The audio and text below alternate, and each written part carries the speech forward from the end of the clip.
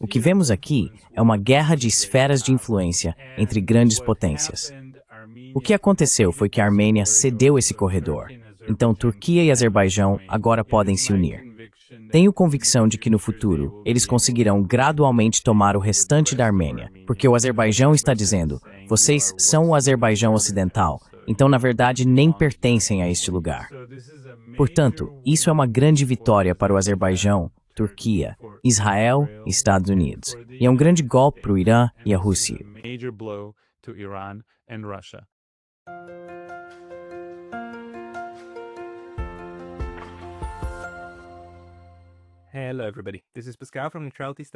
Olá, pessoal. Aqui é o Pascal, do Neutrality Studies, e hoje estou conversando com Arthur Kachkian, cientista político e estudioso de relações internacionais, e Pietro Shakarian, professor de História na Universidade Americana de Yerevan. Ambos são armênios e têm uma longa trajetória estudando seu país, os Estados Unidos e a política global. Então, o que está acontecendo atualmente com a Armênia é o que queremos discutir hoje. Pietro, Arthur, sejam bem-vindos. Pascal, é maravilhoso estar novamente. Paz, e é ótimo estar aqui. Eu já entrevistei vocês dois separadamente no meu canal antes, e eu realmente queria ouvir a opinião de vocês, porque muita coisa aconteceu na Armênia recentemente, certo? E Arthur, você foi diretamente impactado pelos métodos recentes, muito autocráticos e totalitários do governo armênio. Você pode nos contar o que aconteceu com você nas últimas semanas?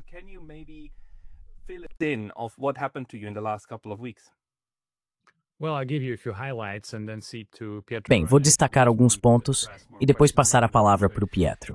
Se vocês quiserem fazer mais perguntas, podemos aprofundar. Basicamente, a Armênia está passando por um período de repressão e terror ao estilo stalinista. Temos detenções e prisões arbitrárias, além de ameaças abertas vindas do chamado líder democraticamente eleito de uma revolução democrática, apoiada, aliás, pelo Ocidente. Recentemente, ele disse, o governo sou eu. Acho que ele se vê como Luís XIV. Ele disse, vou aniquilar a oposição.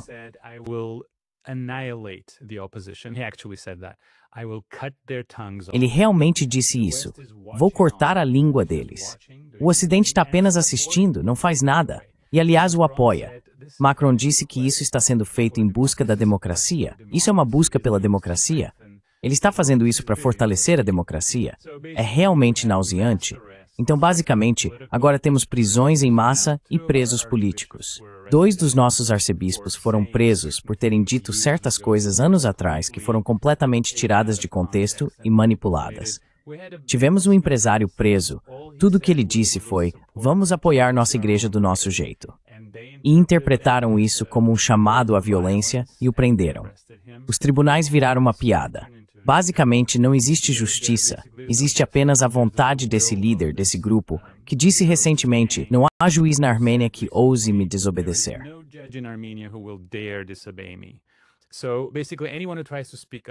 Basicamente, qualquer pessoa que tenta se manifestar está sendo silenciada, presa ou intimidada, inclusive este humilde servo. Fui duramente atacado pelos jornalistas pró-governo. Um dia eles simplesmente organizaram um ataque massivo. Foi como Pearl Harbor. Depois, derrubaram minha página no Facebook e ameaçaram abrir um processo criminal contra mim. E tudo isso é feito pela chamada mídia livre, patrocinada pelo chamado Ocidente Democrático. Dezenas de milhões de dólares estavam sendo direcionados para a Armênia, exatamente para esse propósito. Centenas de jornalistas foram treinados para apoiar a democracia e os direitos humanos. E é isso que eles estão fazendo agora, participando de uma campanha de repressão ao estilo stalinista. Essa é a minha parte, e agora passo a palavra ao meu estimado colega.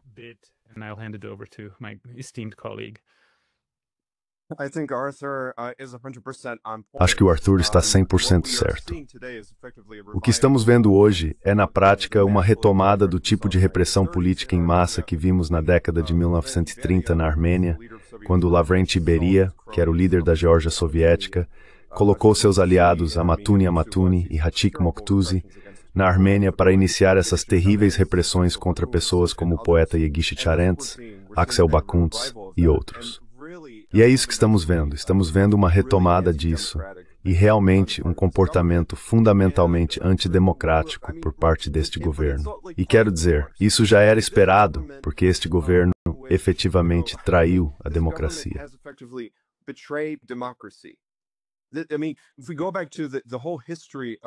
Quero dizer, se voltarmos à história de todo o movimento de Karabakh, o movimento de Artsakh do final dos anos 1980, o epicentro desse movimento era a autodeterminação e os direitos democráticos dos armênios de Artsakh. Ao este governo reconhecer, e este primeiro-ministro reconhecer, Nagorno-Karabakh, Artsakh como parte do Azerbaijão, ele traiu os direitos democráticos daquele povo. Ele traiu o núcleo democrático do movimento de Karabakh.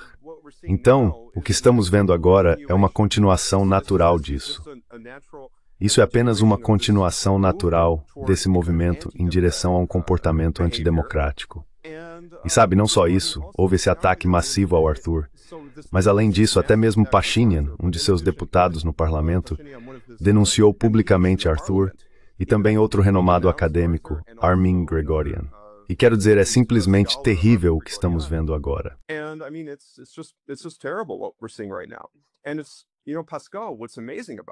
E sabe, Pascal, o que é impressionante nisso tudo é que isso está sendo patrocinado pela chamada UE democrática, que, como sabemos, não é nada democrática. E é como se estivéssemos fechando um ciclo. Quero dizer, o comportamento dela é soviético. E não necessariamente, digo não no sentido porque, novamente, com a União Soviética havia pontos positivos e negativos, mas no sentido soviético e negativo. Quero dizer, quando você tem a filha de um aparatique soviético ditando as regras na política externa da UE, isso diz tudo. Então estamos caminhando para uma realidade que é bastante sombria para a Armênia e para a região.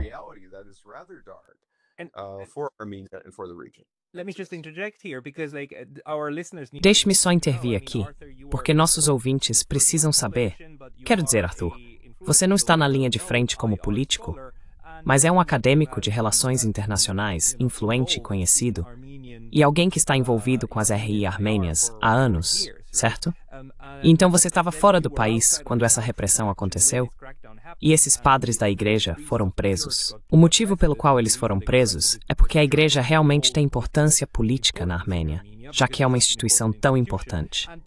E no dia seguinte, ou 2 dias depois, Kaja Kallas estava em Yerevan, elogiando os valores democráticos de Yerevan e a Armênia como parte do Ocidente e da Europa liberal.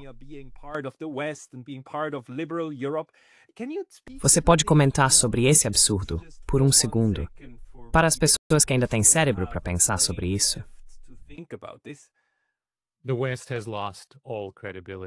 O Ocidente perdeu toda a credibilidade. O Ocidente perdeu toda a credibilidade.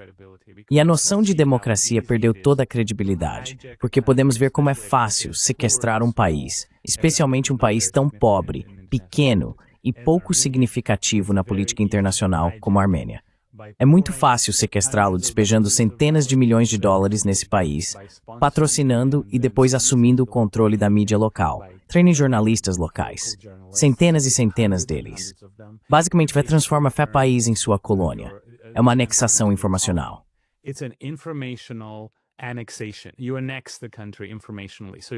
Você anexa o país de forma informacional. Então, basicamente, você começa a administrar esse país. Você o tem na palma da mão porque usa seu dinheiro, sua riqueza, para tomar completamente o controle da mídia e da opinião pública, podendo manipulá-la facilmente. Então, basicamente, para mim, isso é o fim da democracia. Quero dizer, eu consigo ver isso. Sabe, já conversamos sobre isso antes. Eu era um grande defensor das ideias liberais e um grande apoiador da democracia ocidental. Mas agora, basicamente, tudo isso simplesmente desapareceu diante dos meus olhos. É tão vergonhoso um representante da Europa vir à Armênia e dizer que isso é feito em um esforço para promover reformas democráticas.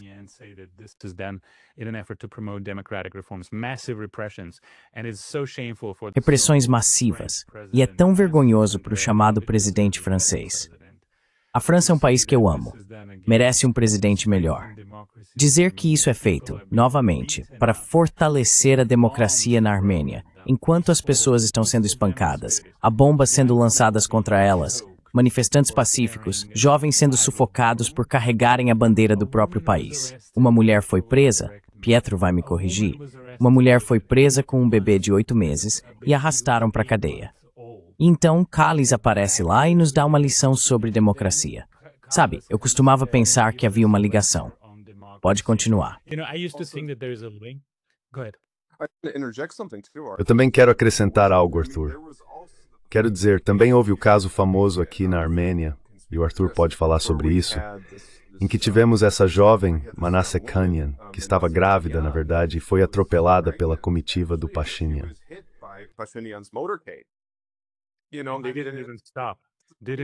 Sabe, eles nem sequer pararam. Nem sequer pararam. Ninguém parou. Nos Estados Unidos, eles seriam processados. E na Europa, estariam no tribunal por não ajudar uma pessoa que estava morrendo e precisava de ajuda.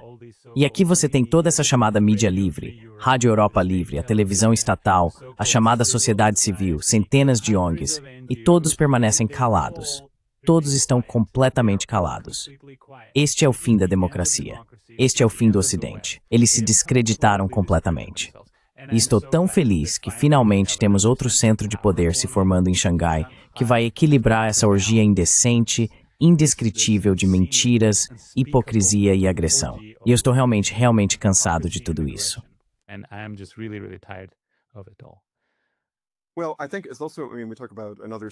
Bem, eu acho que também, quer dizer, falamos sobre o desenvolvimento de outro centro de poder. Quero dizer, falamos sobre Pequim, falamos sobre a China, mas não é só isso. Na verdade, o que estamos discutindo é realmente uma ordem mundial, multilateral e multipolar. Então nem se trata necessariamente de um centro específico. Você também tem Moscou, tem Teherã, e isso é, na verdade, o que a verdadeira democracia significa. É democracia de verdade se falarmos sobre política internacional. Democracia de verdade é ouvir múltiplas vozes de todos esses estados. Não se trata do dictat de Kaja Kallas ou do dictat da UEP. Deveria ser sobre as decisões soberanas de todos esses diferentes países.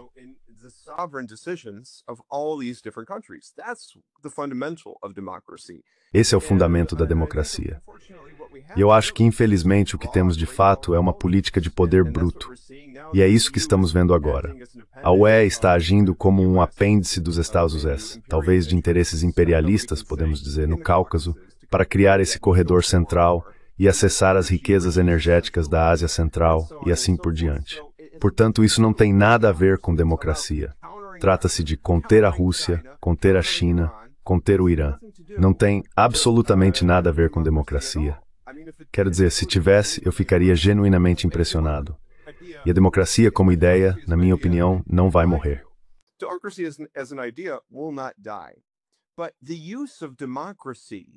Mas o uso da democracia para avançar agendas imperialistas é algo que eu acho que as pessoas estão começando a enxergar. Elas estão começando a ver através da máscara da situação. A máscara caiu. Eles disfarçam tudo em termos de democracia, direitos humanos e liberalismo. Quero dizer, até mesmo com os Azuás, quando falam sobre direitos humanos, democracia, liberalismo e liberdade, tudo isso, bem, eles estão coadunando com o genocídio em Gaza. Então, onde estão os direitos humanos e os valores humanos do povo palestino? Quero dizer, isso é completamente verdade. Então é isso.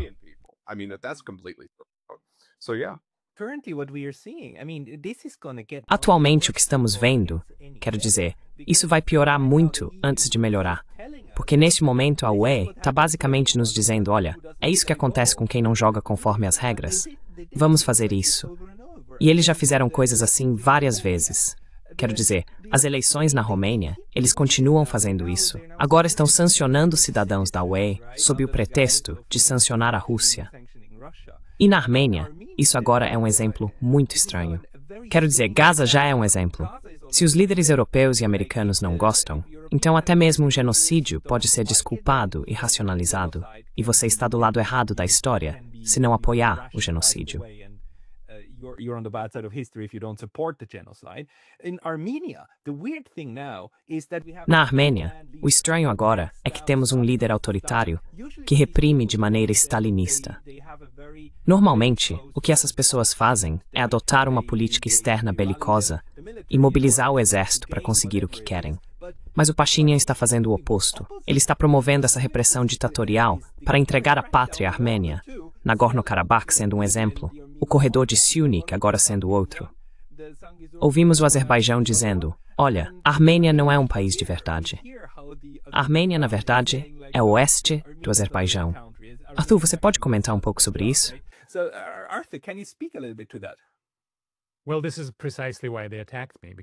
Bem, é exatamente por isso que eles me atacaram, porque foi isso que eu disse depois que eles foram a Washington e cederam a todas as exigências do outro lado. Eu disse, isso é muito perigoso. Estamos agora começando nossa descida rumo à desintegração. Não seremos mais um Estado viável, estaremos cercados, não teremos acesso aos nossos aliados. E depois que eu disse isso, esse ataque aconteceu. Sim, você está certo. É um pouco estranho que ele seja tão ditador com seu próprio povo, com o público dentro da Armênia, mas fora da Armênia, ele simplesmente cede a todas as exigências. Mas eu acho que, de certa forma, isso tem sua própria lógica. O que vemos aqui é uma guerra de esferas de influência entre grandes potências.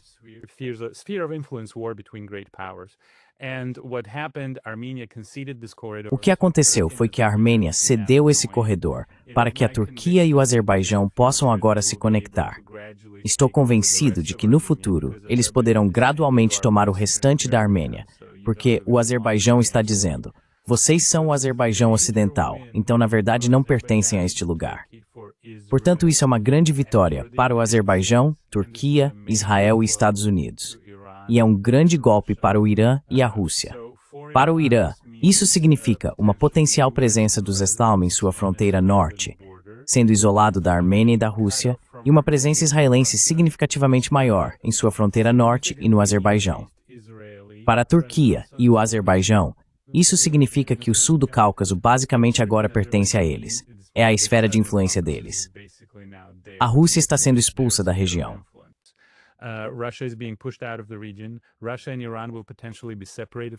Rússia e Irã poderão ser separados um do outro e deixados de lado. Como Pietro mencionou, todo o petróleo, gás e comunicações vão passar pelo Azerbaijão e pela Turquia, contornando Rússia e Irã. E isso significa o potencial, você sabe, o potencial futuro da OTAN se expandir para o Mar Cáspio, porque o Azerbaijão muito em breve fará parte da OTAN se essa tendência atual continuar. Então, a Rússia terá a OTAN ao longo de sua fronteira sul no Mar Cáspio e conectando-se à Ásia Central. Isso expõe, como dizem, o ponto fraco da Rússia.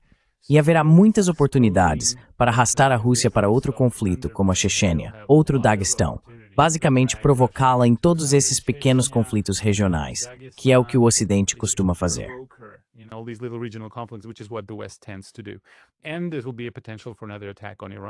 E haverá potencial para outro ataque ao Irã, mas acho que ele cede a todas essas exigências. Isso é ditado pelo Ocidente em um esforço para expulsar a Rússia da região. É por isso que ele cedeu Nagorno-Karabakh. Eu era a favor de algum tipo de solução de compromisso em que os armênios pudessem pelo menos viver em sua terra. Mas ele entregou. Ele foi a Praga e, sob pressão de Macron, vergonhosamente, sob pressão de Macron e Charles Michel, ele simplesmente assinou. Ele disse, sabe de uma coisa? Esquece. Ele nem sequer exigiu garantias de segurança para os armênios. Isso foi feito sob pressão ocidental. A Armênia está sendo sacrificada como um país pequeno e insignificante, engolido por seus vizinhos, e o Ocidente pressionou por isso, porque queria a Rússia fora do Cáucaso. É indescritível.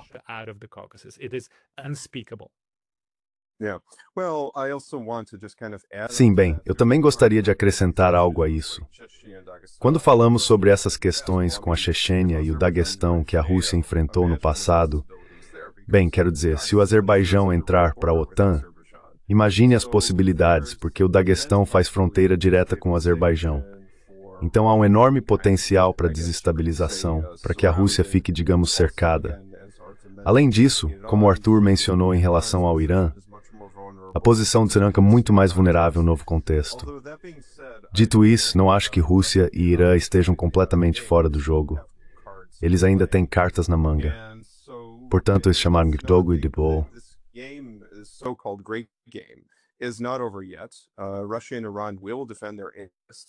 a Rússia e o Irã vão defender seus interesses. Mas veja, o Pashinyan representa um problema estratégico muito significativo. Quero dizer, é ele quem está criando uma espécie de dilema de segurança para a Rússia e o Irã na região, efetivamente.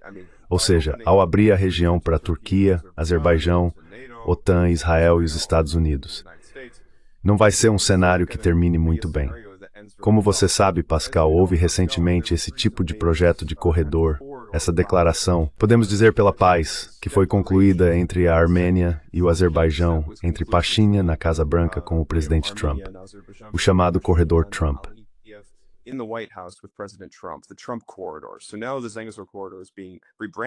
Então agora o corredor de Zangezur está sendo rebatizado como o Corredor Trump, certo? A questão é que eles disseram abertamente, o Departamento de Estado disse abertamente, que isso é direcionado contra a Rússia e o Irã. Tem alguns tolos aqui na Armênia que acreditam que, sabe bem, se os americanos estiverem aqui com um contrato de arrendamento de 99 anos, então o Azerbaijão não vai ousar nos atacar. Bem, isso é tolice, porque olhe para a lógica. Olhe para o Azerbaijão. Como eu disse, veja onde estão os interesses deles em Washington. Com o lobby israelense, com o complexo industrial militar, com o lobby de energia. Quero dizer, veja só, a Exxon e Baku se unindo.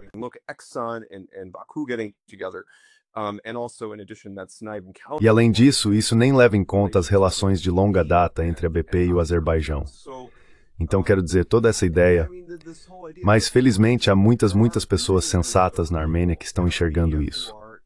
Eu mesmo conversei com um senhor outro dia de Goris, que é uma cidade no sul da Armênia, na região de Siunik, também conhecida como Zangezur, onde ele basicamente disse que o sul é contra Pashinyan. Então vamos ver. Quero dizer, os armênios são contra Pashinyan. Vemos que a popularidade de Pashinyan está muito baixa, em níveis historicamente baixos. Mas será que eles vão se mobilizar?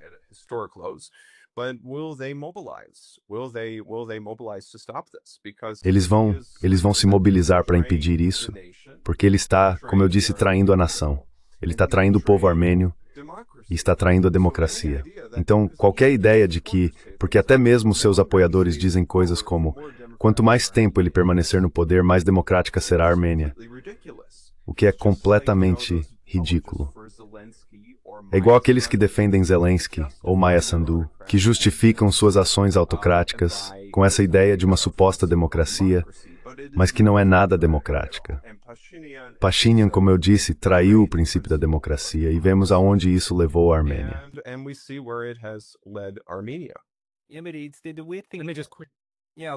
Sim, tudo bem, Arthur. Desculpe. Se você se lembra, conversamos em uma de nossas conversas sobre equilíbrio e balanço versus dominação. O que vemos aqui é, novamente, o mundo retornando à guerra, a uma luta por dominação. E tudo isso é resultado do erro trágico cometido nos anos 90 ao excluir a Rússia da arquitetura de segurança da Europa e expandir a OTAN, condenando repúblicas como a nossa a serem disputadas e a fazerem parte de uma guerra de esferas de influência.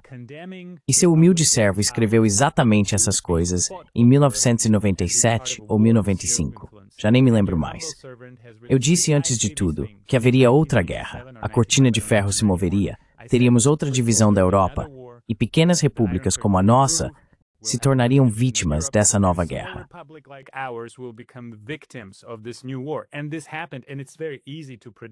E isso aconteceu, e é muito fácil prever que quando você expulsa a Rússia da Europa, vai criar uma nova divisão, e então países como a Ucrânia vão se esgotar como resultado disso. A Armênia sofreu por causa disso. A Geórgia, o Azerbaijão, nosso vizinho, venceu, mas ainda assim pagou um preço por isso. É isso que acontece quando grandes potências começam a disputar esferas de influência. E quando as grandes potências começam a disputar esferas de influência, quando há essa luta pela dominação mundial. Tudo isso é responsabilidade daquele campo fanático chamado neocons. Tudo isso é culpa deles. Nosso sangue está nas mãos deles. O sangue ucraniano está nas mãos deles. Sangue georgiano, sangue azeri. Tudo isso é resultado da obsessão ridícula deles com a ideia de dominar o mundo. E isso está realmente chegando ao fim, bem diante dos nossos olhos. Sim, mas isso está terminando em um desastre horrível para muitos lugares, exceto para esses neocons que estão muito seguros, vivendo em Washington ou Nova York, fazendo parte do mundo dos think tanks e achando que são tão inteligentes quando falam sobre, sabe, como dividir o Cáucaso, se é que sabem onde esses países realmente ficam. É realmente nojento. Além disso, quando você ouve pessoas como Ben Hodges e outros, que falam desses lugares como se fossem dominós e depois demonizam a Rússia, eles basicamente estão projetando a si mesmos, certo? Dá pra ver como eles se enxergam nessa narrativa.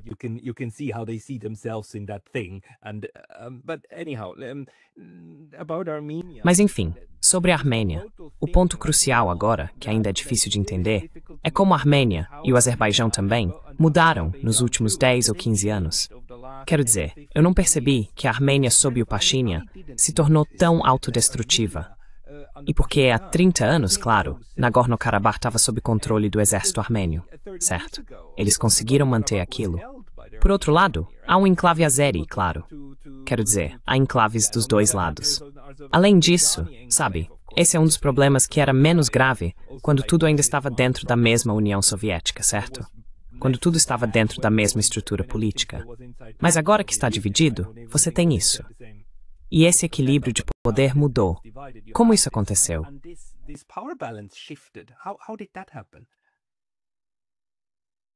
Pietro, vou deixar você falar. Você quer que eu entre nesse assunto? Claro. Eu não quero. Muito disso. Sim, não.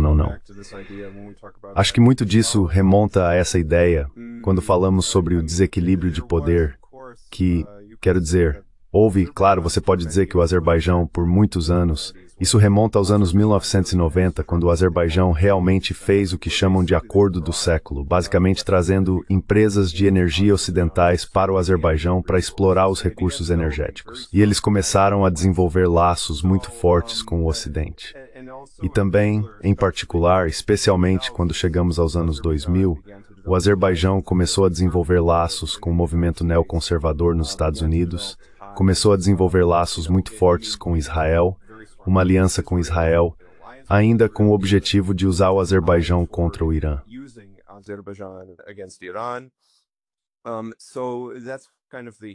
Então essa é mais ou menos a história. Mas enquanto isso, havia preocupação na Armênia sobre se eles conseguiriam manter Nagorno-Karabakh. E na verdade, preciso fazer uma pequena correção. De fato, o exército armênio estava apoiando Nagorno-Karabakh, mas Nagorno-Karabakh era uma república própria. Tinha seu próprio parlamento, suas próprias forças de autodefesa, mas recebia apoio da Armênia. É uma distinção muito importante, porque esse conflito não é um conflito sobre território. Não se trata das ambições territoriais da Armênia, por exemplo. Novamente, fundamentalmente trata-se do direito à autodeterminação dos armênios de Karabakh de decidirem seu próprio futuro.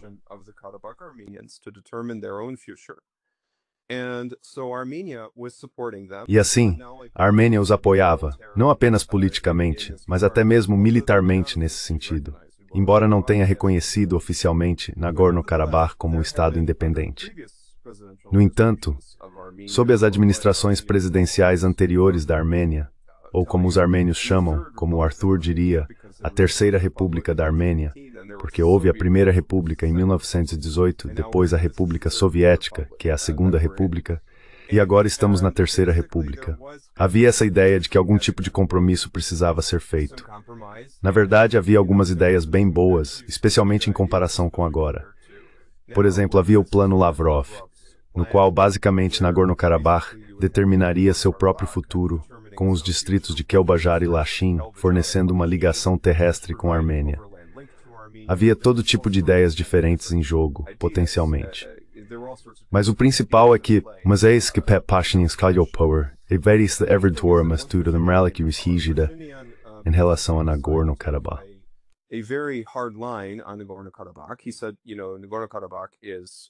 Ele disse, sabe, Nagorno-Karabakh é Armênia, Artsakh é Armênia e ponto final.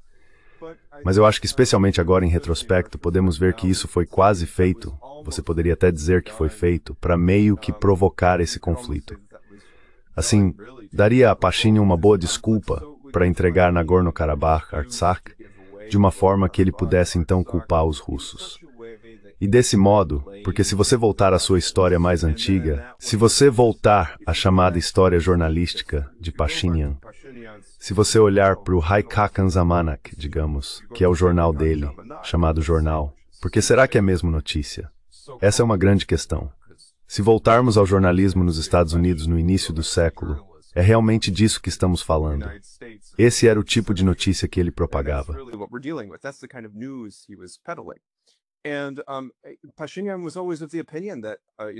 Pashinyan sempre teve a opinião de que Nagorno-Karabakh e os armênios de Artsakh eram basicamente um fardo, que se dane os direitos deles, que se dane as liberdades democráticas deles, eles são um fardo.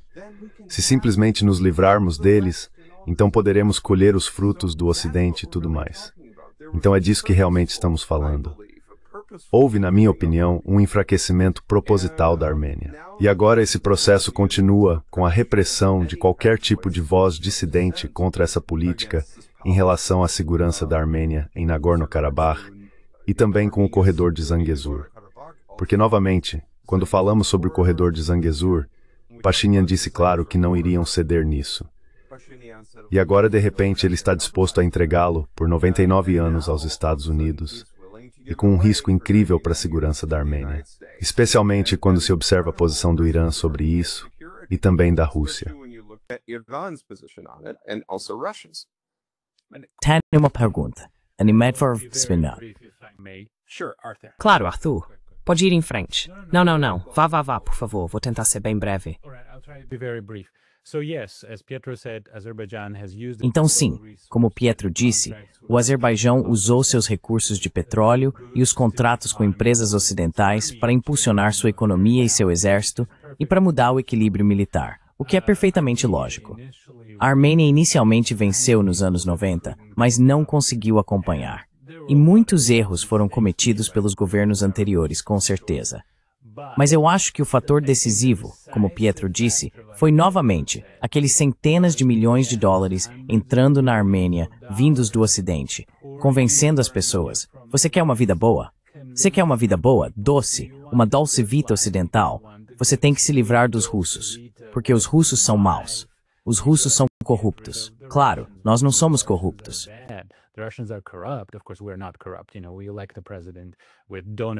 Sabe, nós elegemos o presidente com dinheiro de doadores e depois eles ficam atrás dele de braços cruzados assim, dizendo, eu mando em você. Basicamente, o presidente dos Estados Unidos tanto faz. Então você quer uma vida boa, tem que se livrar da Rússia. Como se livrar da Rússia? Você tem que abrir mão desse enclave. Porque enquanto você tiver esse enclave, a Rússia te mantém sob controle. Então você tem que abrir mão disso. E essa propaganda já acontece há muitos anos. Quer uma vida boa? Então você deve se render. Foi isso que o Ocidente fez com a Armênia. Pietro está absolutamente certo. Eu sempre fui a favor de uma solução de compromisso, em que os azeris pudessem voltar para suas aldeias, os armênios pudessem voltar para suas aldeias.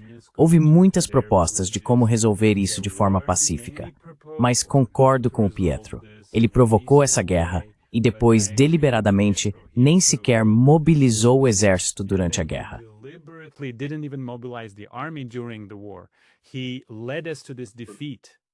Ele nos levou deliberadamente a essa derrota e depois entregou essa região. Novamente, esse era todo o argumento do Ocidente. Entre as pessoas que pressionaram a Armênia estava o chefe do MI6, que teve várias reuniões com ele, dizendo, você quer fazer parte do Ocidente? Você tem que abrir mão desse enclave e expulsar a Rússia dessa região.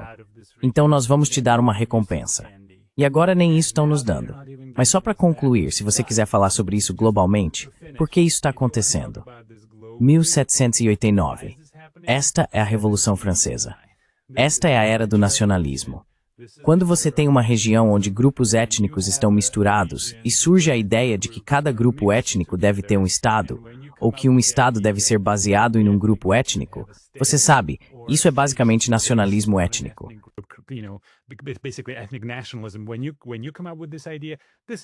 Quando você propõe essa ideia, é basicamente um chamado aberto ao assassinato. Então você tem os grupos A, B, C e D vivendo juntos em determinado território, e aí você diz tudo bem. Cada grupo pode ter seu próprio estado, então basicamente eles vão cortar a garganta uns dos outros. E foi isso que aconteceu entre nós e nossos vizinhos. Vivemos pacificamente na União Soviética por 70 anos. Como Pietro disse, havia algumas coisas boas sobre a União Soviética. Nós também mencionamos isso. Uma das coisas boas era que vivíamos em completa paz e harmonia com nossos vizinhos. Tínhamos amigos azeris. Os azeris tinham muitos amigos armênios. Centenas de milhares de pessoas viviam pacificamente em ambas as repúblicas. Mas, em termos globais, este é o resultado da ideia do nacionalismo étnico, chegando a uma região etnicamente diversa. Sim, é absolutamente tóxico. E claro, tudo que, bem, Israel representa... Desculpe, deixa só uma coisa. Tudo que Israel representa é, claro, esse nacionalismo sionista extremo, certo? E etnonacionalismo. E vemos como isso está sendo alimentado repetidas vezes. E vemos como essas forças destruíram a Iugoslávia em uma guerra muito sangrenta entre pessoas, sérvios e croatas, que costumavam viver, não só, sabe, em vilarejos próximos, mas literalmente lado a lado.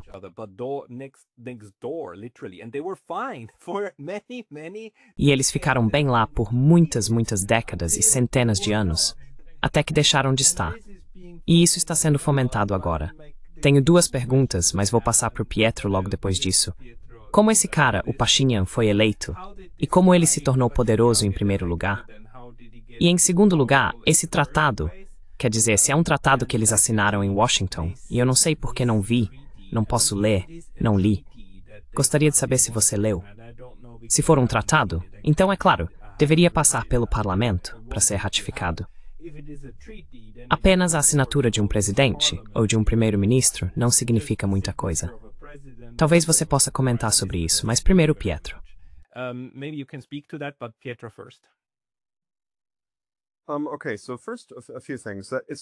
Ok, então primeiro algumas coisas. Sim, esse tipo de, eu diria, hiperetnonacionalismo é claro muito destrutivo, mas não devemos excluir que é bom ter algum grau de orgulho nacional.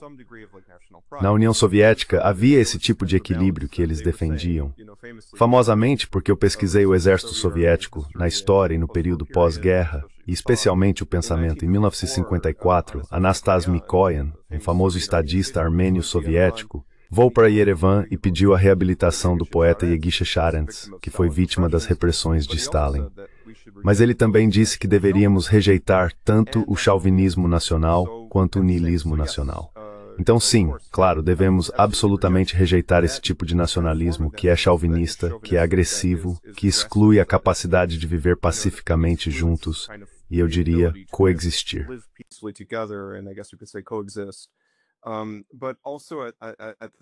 Mas também, ao mesmo tempo, é importante valorizar as diferenças e abraçar as diferentes culturas nacionais. E tudo bem ter orgulho de ser, digamos, armênio, mas, novamente, não de forma extrema. E esse é justamente o problema. Embora os armênios tenham essa reputação de serem, acho que, tão nacionalistas, especialmente no Ocidente, nos círculos acadêmicos ocidentais, na verdade, dentro do Cáucaso, eles não são tão nacionalistas quanto, por exemplo, no Azerbaijão, ou mesmo quando olhamos para a Geórgia nos anos 90 com Zviad Gamsakhurdia. Ele tinha toda uma visão de uma Geórgia para os georgianos. Então a Geórgia era um país muito multiétnico. Havia ossetas, armênios, abecásios, diferentes nacionalidades, azerbaijanos.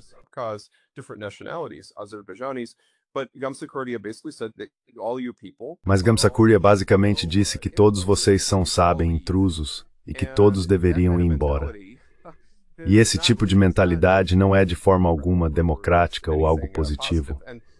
E você pode até ver a hipocrisia do Ocidente quando dizem coisas como, sim, apoiamos direitos democráticos e os chamados valores europeus, seja lá o que isso for, e ao mesmo tempo estão apoiando esse petroestado em Baku que está patrocinando esse etnochauvinismo venenoso que está, na verdade, apagando as memórias de armênios e azerbaijanos, realmente convivendo bem na época soviética.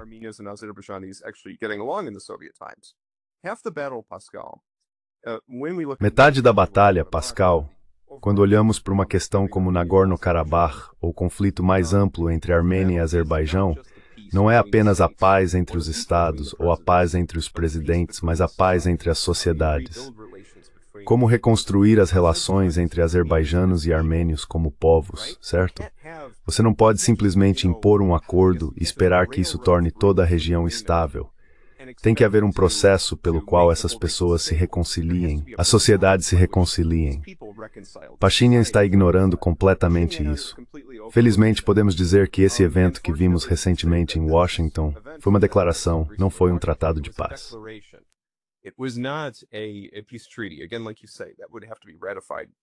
Novamente, como você disse, isso teria que ser ratificado pelo parlamento, teria que passar por todo um processo, mas foi apenas uma declaração.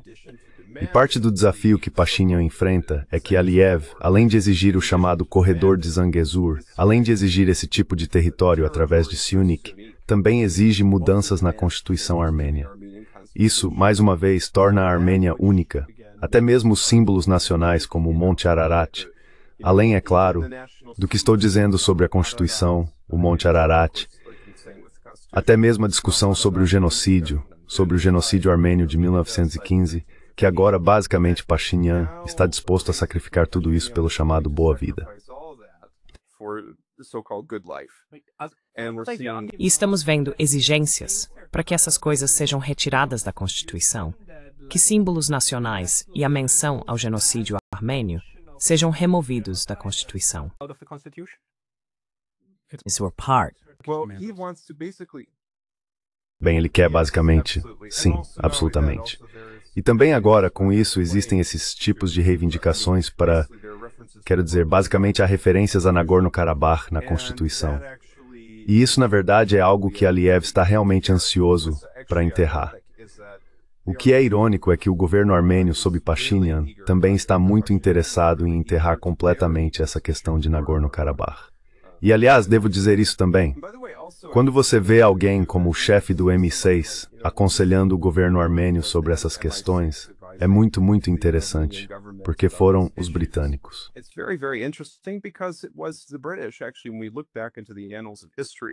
Na verdade, quando olhamos para os anais da história durante a Guerra Civil Russa, foram os britânicos que, em grande medida, foram responsáveis por essa questão de Nagorno-Karabakh, porque os armênios estavam basicamente prestes a tomar Nagorno-Karabakh nesse conflito com o Azerbaijão. E foram os britânicos que disseram ao general armênio, Andranik, que ele deveria parar. Não, a questão seria resolvida na Conferência de Paz de Paris e tudo ficaria bem. E no final, o que eles acabaram fazendo foi atribuir Brayson Kermgordon ao Azerbaijão.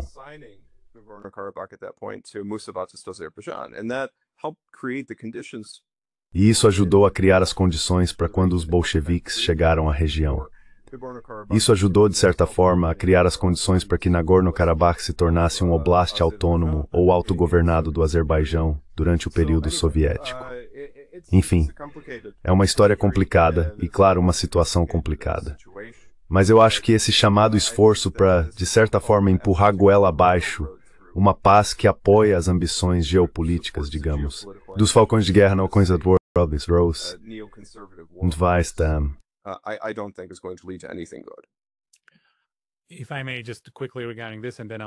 Se me permite abordar isso rapidamente, e então responderei a sua pergunta. Acho que já não se trata mais nem de Karabakh. Assistimos à limpeza étnica dos armênios, e o mundo está completamente calado. Ninguém diz nada sobre isso. A chamada responsabilidade de proteger, declarada em 2005, acabou sendo letra morta, como todos esperávamos. Nem mesmo somos como os kosovares. Ninguém realmente se importa. Estão destruindo igrejas. Apagaram todo o patrimônio armênio de Karabakh. Ninguém realmente se importa. Então esse é mais um caso de limpeza étnica, em que infelizmente não havia interesses das grandes potências envolvidos. Por isso ficou tudo bem. Mas para responder a sua pergunta, Pascal, como ele foi eleito?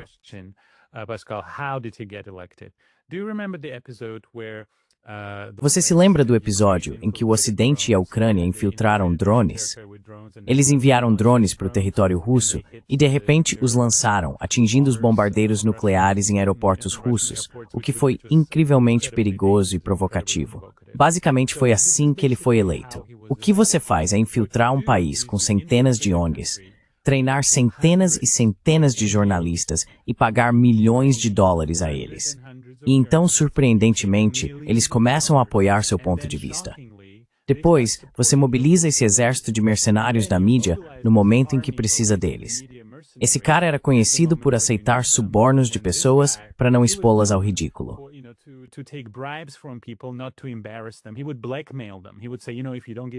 Ele os chantageava. Ele dizia, sabe, se você não me der dinheiro, vou contar para eles sobre sua esposa, ou algo assim. Esse é o cara. Como ele foi eleito? Ele teve uma orientação muito astuta do Ocidente. Ele basicamente foi vestido como Jesus. Andava por aí mostrando para todo mundo o pulso ferido. Havia um pouco de sangue em um gesso. Ele estava com a mão engessada e havia algo escrito em sangue no gesso. Ele recebeu conselhos muito sofisticados de seus amigos ocidentais sobre como fingir ser uma vítima, fingir ser Jesus. E foi aí que mobilizaram esse exército de jornalistas. Rádio Liberdade, CivilNet, a televisão estatal, todos estavam enviando mensagens simultaneamente, do mesmo jeito que me atacaram.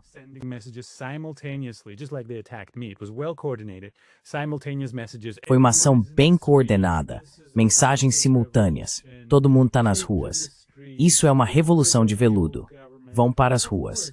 Acabem com o governo antigo. Claro, houve erros cometidos pelo governo anterior. Eles usaram a corrupção, aliás, como uma das formas de fazer isso, organizando golpes de Estado, usando a corrupção como se não houvesse corrupção na Europa ou nos Dausman. Então, esse exército de mercenários foi mobilizado em um momento decisivo, assim como enviaram drones para a Rússia para atingir bombardeiros russos. Foi assim que ele foi eleito. Foi uma enorme campanha de relações públicas patrocinada pelo Ocidente. Desculpe, você pode me dar o contexto? Porque, desculpe, eu só conheço a história disso. Você pode me dizer quando isso aconteceu?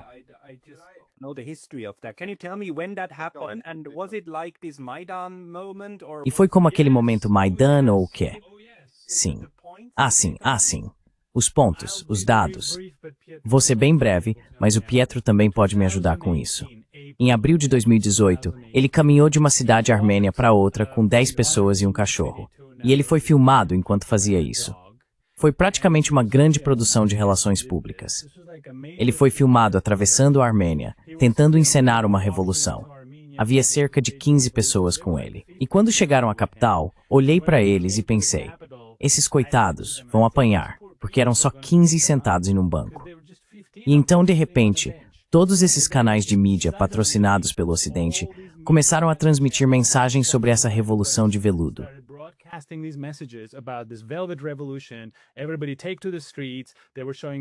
Todo mundo, vá para as ruas. Eles estavam mostrando isso ao vivo, sabe, de diferentes lugares, jovens bloqueando o trânsito. Chega de corrupção. Chega disso. Aliás, ele continua com a corrupção, assim como o presidente anterior.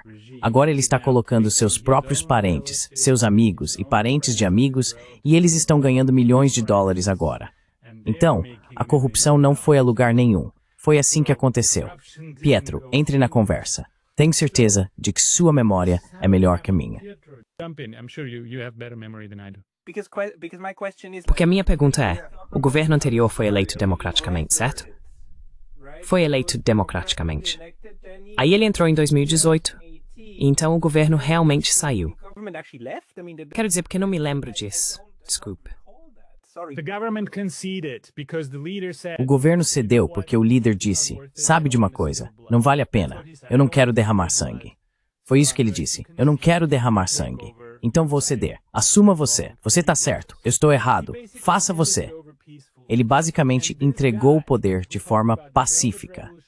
E esse cara que falava sobre revolução de veludo e democracia, agora está espancando, prendendo, assediando e matando pessoas que se opõem ao seu poder, com a ajuda de ONGs democráticas, embaixadas democráticas e organizações ocidentais democráticas.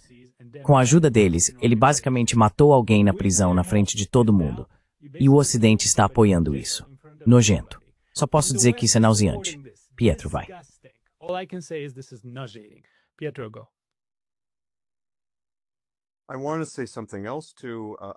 Quero dizer outra coisa também sobre essa chamada Revolução de 2018. Revolução entre aspas, podemos dizer assim. O que mais me chamou a atenção nela, em primeiro lugar, é que foi muito evocativa da Itália de 1922. Então, sabe, o Arthur mencionou La Dolce Vita. Existem muitas semelhanças entre armênios e italianos, certo? Acho que dá para dizer isso. Quero dizer, ambos somos civilizações antigas, isso remonta à história. Mas em 1922, havia um cavalheiro chamado Benito Mussolini, e basicamente ele tinha seus camisas negras nas ruas. E o que eles fizeram? Cercaram o parlamento e pressionaram o governo, pressionaram o rei, a nomear Benito Mussolini como primeiro-ministro da Itália.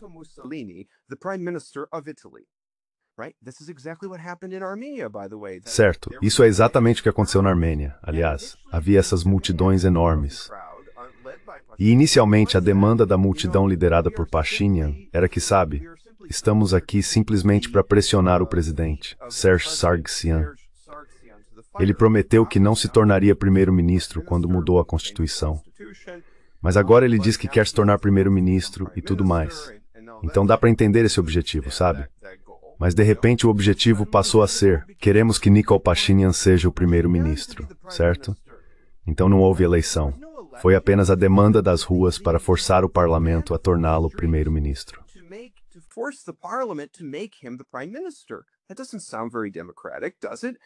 Isso não parece muito democrático, não é? Então podemos ver que, desde o primeiro dia, não foi uma operação democrática. Outro ponto que quero mencionar é como, assim como Arthur disse, a coordenação não era apenas entre a mídia das ONGs na Armênia, mas também com a mídia ocidental em geral. De repente, todo mundo, como se uma chave tivesse sido ligada, recebeu a mensagem de que isso era algo a ser celebrado. Esse era um grande movimento democrático da Armênia, rumo à democracia, saindo da autocracia. E a ironia, claro, é que os governos anteriores, por mais imperfeitos que fossem, e novamente, não estou fazendo apologia a ninguém, porque obviamente havia falhas muito sérias nos governos anteriores.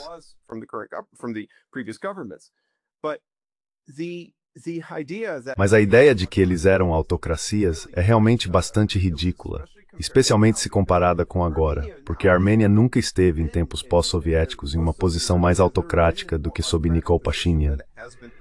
Outra coisa interessante é que havia pessoas nas redes sociais, eu era uma delas, na verdade, que diziam: olhem para as pessoas que apoiam Nikol Pashinyan, elas tendem a ser em sua maioria de classe média, burguesas, do tipo ONG. Mas então, quando essa crítica começou a aparecer, eles entenderam o recado e passaram a direcionar sua mensagem para as regiões, para as pessoas que foram chamados perdedores da transição nos anos 1990, quando houve a terapia de choque capitalista no espaço pós-soviético.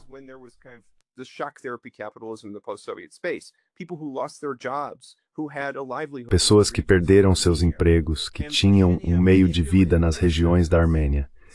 E Pashinyan manipulou esses sentimentos. Ele usou essas técnicas populistas basicamente para dizer: eu vou ajudar vocês, vou tirar vocês da pobreza, vou melhorar a vida, vamos viver uma vida boa, e por aí vai. Agora, quando você vai para as regiões, vê vilarejos que estão se esvaziando. Vê pessoas desesperadas com a situação atual. Então essa é a realidade da Armênia. Quero dizer, é nisso que a Armênia se transformou. Essa é a realidade agora. E o que também é irônico é que Pashinyan, só quero dizer mais uma coisa.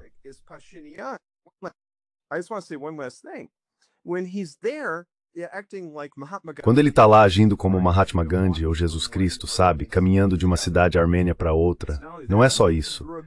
Quero dizer, ele também deixou a barba crescer. E com essa mão enfaixada, além de estar usando roupas militares, ele estava tentando canalizar a imagem daquele herói armênio-americano da Primeira Guerra por Nagorno-Karabakh nos anos 1990, Monte Melkonian. Então, ele estava tentando se apropriar dos sentimentos nacionais e nacionalistas na Armênia para mostrar que, olhem, eu sou um patriota, eu sou um grande herói e vocês devem se curvar diante de mim, esse tipo de coisa. Ele estava se passando por Monte Melkonian. Ele estava se passando por um grande herói da Armênia. Mas como podemos ver, a realidade agora está batendo à porta.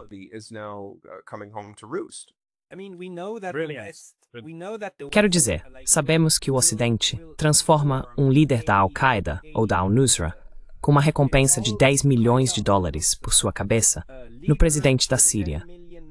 Sabemos que eles fazem isso da noite para o dia. Basta ele colocar um terno.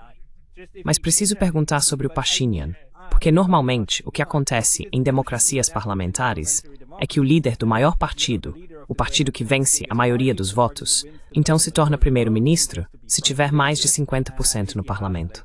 Mas o Pashinyan, na verdade, entrou, e não era. Ele era pelo menos líder de algum partido político. Ele já tinha experiência prévia na política. E agora ele é realmente líder de um partido. E a Armênia teve eleições desde 2018? Existe alguma base eleitoral que o apoia? E aplaudo isso, Rainer. Eu também acho que quando você tem um ex-líder da Al-Qaeda que matava pessoas ao vivo, arrancava seus corações e está sendo recebido pela Sra. von der Leyen, seja lá qual for o nome dela, e na Casa Branca em Washington, D.C., para falar sobre democracia, direitos humanos e direito internacional. Você está brincando? Quero dizer, já falamos sobre isso antes. Temos um novo fenômeno na teoria das relações internacionais. Terroristas democráticos. Agora temos um partido de terroristas liberais democráticos chegando ao poder, ou terroristas reformados. É simplesmente indescritível. Quero dizer, esse cara não era um terrorista. Ele tinha um partido político? Sim, o chamado contrato civil.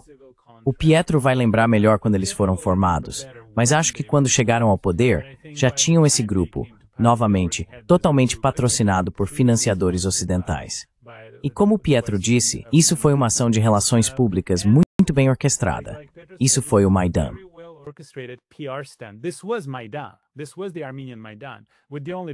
Este foi o Maidan armênio, com a única diferença de que não somos nem 10% da Ucrânia em termos de população ou recursos.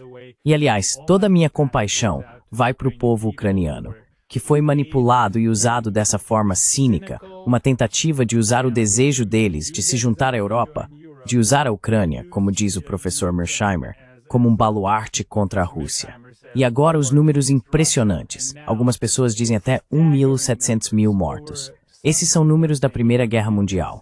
Não há palavras para isso. Mentir para uma nação inteira e depois dizer que, aliás, estávamos só brincando sobre a OTAN.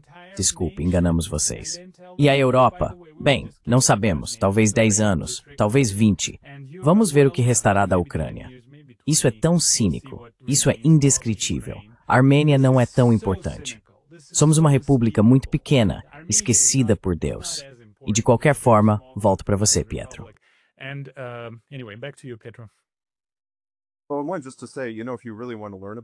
Bem, eu só queria dizer que, se você realmente quer aprender sobre isso, Pascal, deveria dar uma olhada em O Grande Tabuleiro de Xadrez, do Zbigniew Brzezinski, porque muito disso já estava delineado ali. Quero dizer, para entender esse corredor central, ou a importância do Azerbaijão, sua posição geopolítica, a importância da Ucrânia, sabe, esse é o grande prêmio. É mais ou menos sobre enfraquecer a Armênia para chegar a esse corredor central. Muito disso está nesse livro, na verdade, se você voltar para toda essa história. Mas mesmo assim, só queria dizer isso sobre o Pashinyan.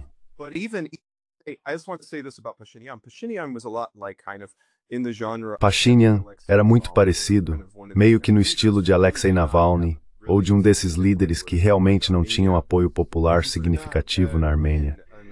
Ele não conseguiria vencer uma eleição facilmente de jeito nenhum antes da chamada Revolução.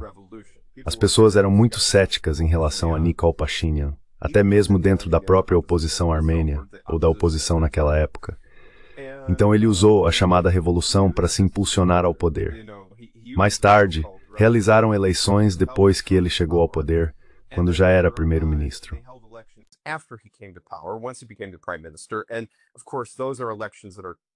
E claro, essas são eleições que estão, você sabe, sujeitas a recursos administrativos. E também vem meio que na onda do chamado momento de bem-estar. Porque, de novo, é como o Maidan. Quero dizer, é uma dessas coisas que são vendidas para fazer as pessoas se sentirem bem, para fazê-las sentir que conquistaram algo grandioso. Estamos contra o governo corrupto e blá blá blá, tudo isso. Mas mesmo assim, posso dizer também, Pascal, que houve uma preparação lenta para esses eventos em 2018. Teve os Meu Deus, teve os protestos no Parque Mashtots. O Arthur pode, você sabe, lembrar disso. Quer dizer, ele provavelmente lembra, tenho certeza. Sim, eu me lembro. Houve alguns protestos, os protestos do Electric Yerevan, etc. Sim. Afi Hovhannissian. Havia diferentes pessoas assim que estavam meio que no caminho para Nikol Pashinyan. Mas isso foi, de novo, como eu disse, um processo lento. Mas a chegada de Pashinyan ao poder, ele era alguém que não tinha um grande número de seguidores na Armênia. E o fato é que toda essa revolução foi vendida como um produto. É como fabricar consentimento. Foi uma revolução vendida. E foi meio que uma forma de fazer uma revolução colorida, sem cor. Porque o que eles tentavam dizer é que, sim, essa revolução não é contra a Rússia. Sabe, não há contexto geopolítico.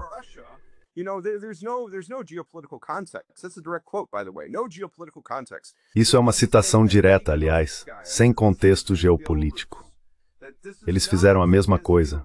Tikhanovskaya fez a mesma coisa na Bielorrússia, dizendo isso não é contra você, Rússia, e assim por diante. E claro, isso terminou de uma forma bem diferente na Bielorrússia. Mas houve esse esforço de tentar enquadrar como uma espécie de revolução colorida, sem cor, dizendo que não há contexto geopolítico. E isso foi, na minha opinião, o maior engano de todos, se é que podemos dizer assim. Então agora, mais uma vez, a realidade está batendo a porta. Existem ameaças geopolíticas muito sérias enfrentando a Rússia e o Irã na região, e Rússia e Irã não vão aceitar isso passivamente. Então, é isso.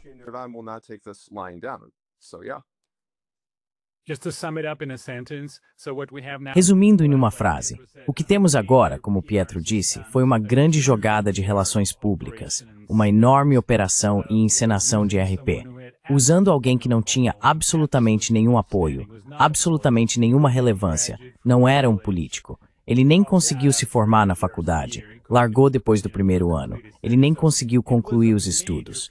Então foi uma grande ação de RP. Resumindo, temos alguém que chega ao poder em 2018, dizendo, eu amo vocês, eu venero vocês, vocês são o povo orgulhoso da Armênia. Vamos ter 3 milhões de primeiros ministros aqui e vou consultar vocês sobre tudo o que eu fizer. Ele disse isso, e eu ouvi porque eu estava lá. E o que temos? Negociações secretas pelas nossas costas, a rendição de Nagorno-Karabakh, a rendição de Megri, repressões políticas em massa.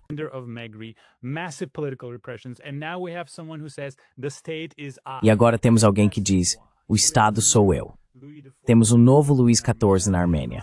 Ele está dizendo que não haverá juiz na Armênia que ouse ir contra sua vontade. E não haverá ninguém neste governo que ouse ir contra sua vontade, porque ele os demitirá assim, sem mais nem menos.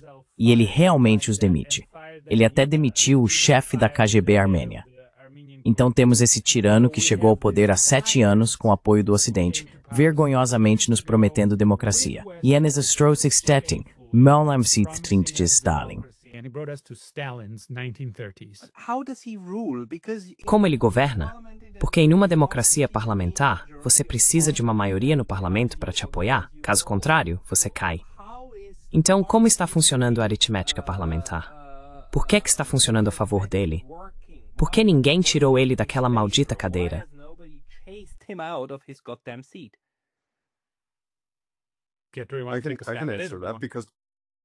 Acho que posso responder a isso porque, sim, em 2018, o que aconteceu foi que ele basicamente, quer dizer, de novo, ele tinha o poder das ruas e conseguiu usar esse poder para vencer as eleições e vencer de forma esmagadora, como uma supermaioria. Então agora, basicamente, o parlamento, quer dizer, desde que ele foi eleito inicialmente e depois, sabe, reeleito em 2021, mesmo após a derrota em Nagorno-Karabakh, onde basicamente agora você tem um parlamento que sim, existe uma oposição até significativa, mas não tão substancial a ponto de realmente criar um desafio fundamental.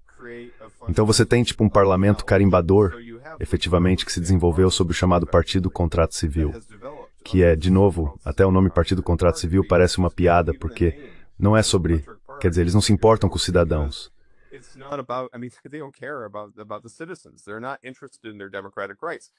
Eles não estão interessados em seus direitos democráticos. Certamente não estavam interessados nos direitos dos armênios de Artsakh. E os próximos na lista provavelmente serão as pessoas de Syunik e depois talvez as pessoas de, sei lá, Tavush, ou seja lá onde for. E isso vai continuar assim. Então, basicamente, o ponto principal é que ele usou a máquina de recursos para eleger seu partido e obter uma supermaioria.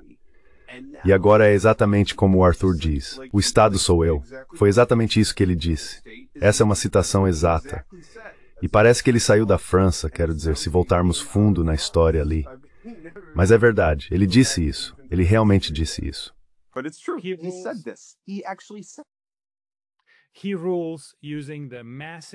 Ele governa usando a enorme máquina de propaganda que lhe foi dada e financiada pelo Ocidente. Eles trabalham com ele diariamente, dos Estados Unidos, da Inglaterra, da Europa. Eles ligam para ele, dizem o que fazer, o que dizer e enviam dinheiro para que ele possa ligar essa máquina de hipnose. E ele continua dizendo ao nosso povo, é bom se render.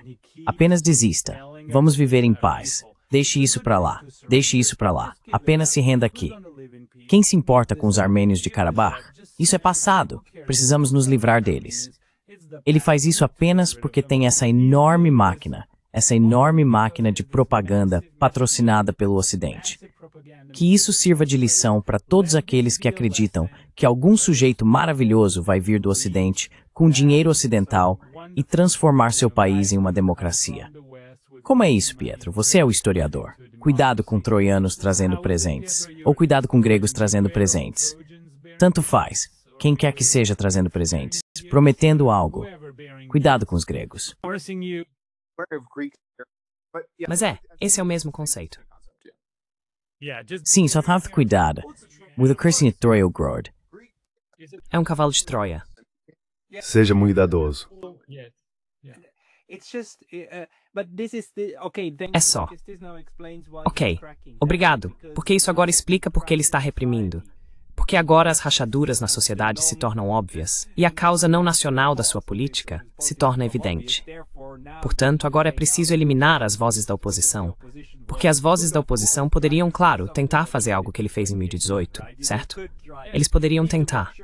E você precisa garantir que isso nunca aconteça.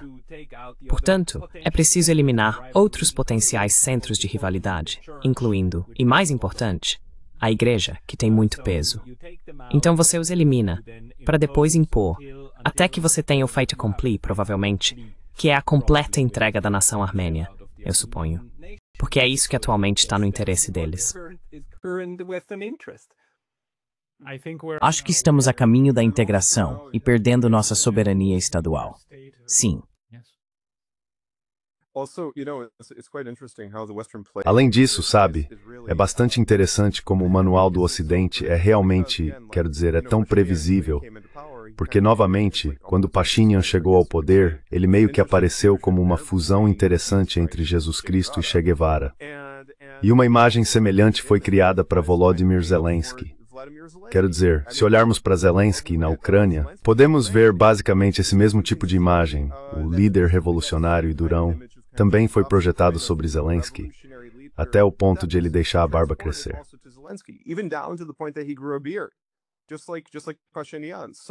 Assim como a questão vai além.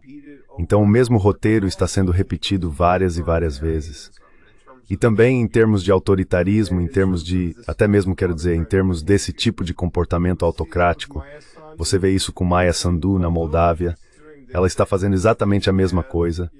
E sabe, ela está recebendo o aval automático da von der Leyen e companhia na UE. Então é isso. É absolutamente incrível. É absolutamente impressionante. E também os personagens que eles encontram. De novo, um decapitador da Al-Qaeda, Al-Nusra, um ator que literalmente interpretou o presidente ucraniano, um jornalista sensacionalista. E isso, então, é democracia. Quando essas pessoas permanecem no poder para sempre, isso, então, é democracia.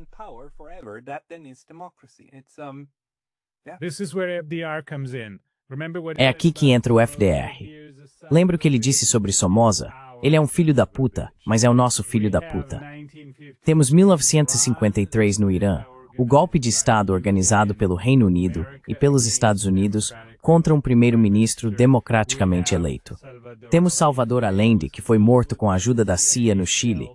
Temos a Operação Condor.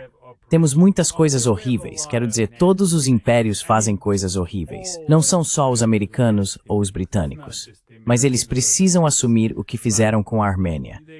Estamos prestes a possivelmente perder nossa soberania, porque nos tornamos uma carta nas mãos das grandes potências nessa guerra por uma esfera de influência no Cáucaso. Que tragédia.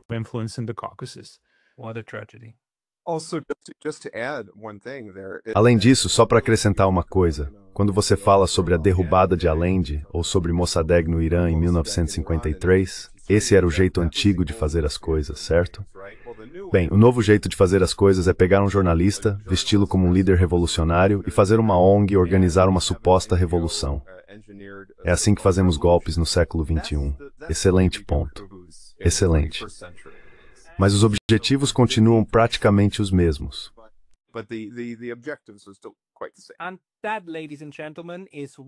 E é por isso, senhoras e senhores, que vocês precisam ter controle sobre o financiamento das suas ONGs, assim como a Geórgia implementou. É por isso, senhoras e senhores, que vocês precisam garantir que dinheiro estrangeiro não compre seus recursos locais. É uma constatação muito triste, mas Arthur e Pietro gostaria de agradecer a vocês. Teremos que discutir isso novamente. Desejo tudo de melhor para vocês na Armênia, e espero, Arthur, que você volte para a Armênia. Há mais alguma coisa que gostariam de acrescentar?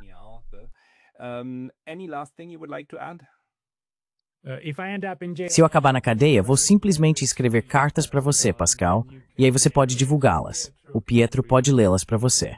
Tô brincando. Tô brincando. Foi uma piada. Não, isso não é uma piada. Isso é realmente em jogo. Eu só quero dizer o seguinte, há um lado positivo, que é o fato de que os armênios vão reagir a isso. Eles têm, como toda nação, seus limites. Há um limite para o que eles podem suportar. E, portanto, eventualmente, quero dizer, Pashinyan, se há uma constante na história que conhecemos, é que as coisas mudam. Então ele não vai ficar lá para sempre, certo? Mas agora quero dizer, ele já causou muitos danos. E se ele ficar mais tempo, para a Armênia vai ser um desastre.